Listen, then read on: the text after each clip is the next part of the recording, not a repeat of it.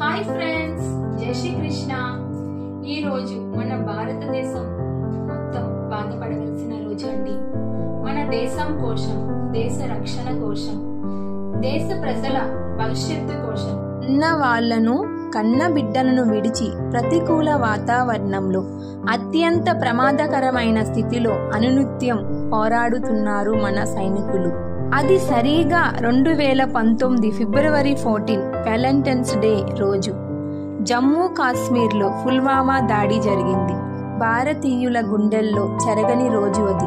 సుమారు 40 మంది జవాన్లు ప్రాణత్యాగం చేశారు. నాలుగు సైతం లెక్క చేయకుండా దేశ రక్షణే తన రక్షణగా భావించారు.